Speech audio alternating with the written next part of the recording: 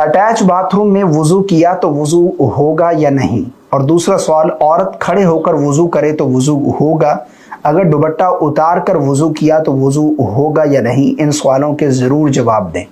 बहुत ही अच्छे सवालात हैं। पहला इनका सवाल है कि अटैच बाथरूम में वुजू करने से वुजू हो जाता है या नहीं, क्योंकि आजकल ये चीज़ आम हो चुकी है।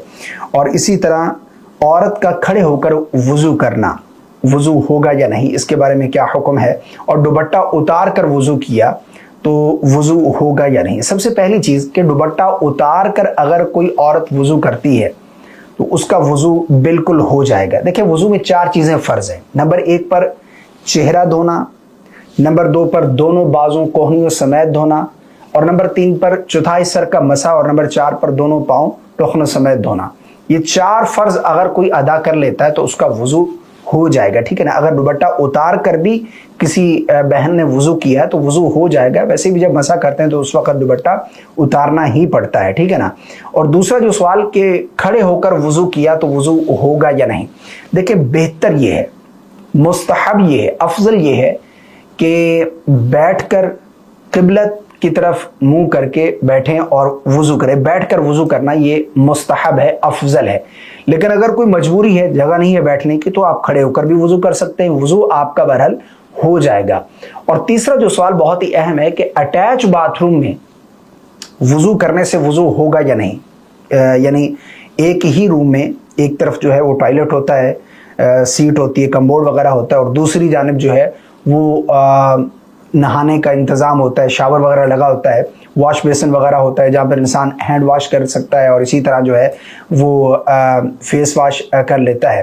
तो इस तरह इस जगह पर वुज़ू किया तो वुज़ू होगा या नहीं, इसके बारे में शरई हुक्म क्या है। देखिए, वुज़ू तो हो जाएगा, लेकिन इसमें 2 चीज़ों का आपने ख्याल करना है। नंबर 1 पर पहली बात तो यह है कि बेहतर है, बचना चाहिए। लेकिन अगर कोई मजबूरी है, यानी और कोई जगह नहीं है, तो आप कर सकते हैं, वुजू हो जाएगा। लेकिन 2 चीज़ों का आपने ख्याल करना है। नंबर 1 पर अगर तो बेसन वगैरह है जहाँ पर आप वुजू कर रहे हैं, तो वहाँ पर तो पानी बेसन वाली जगह पर चला जाता है। लेकिन अगर कोई नल वगैरह है, नल के ऊपर खड़े होकर आप वुजू कर रहे हैं और नल का पानी डायरेक्ट फर्श पर गिर रहा है, तो इसमें ये एहतियात आपने करनी है कि वो पानी फर्श पर गिरकर उसके छींटे आपके कपड़ों को ख़राब ना करें, उसके छींटों से आपके कपड़े ख़राब ना हो।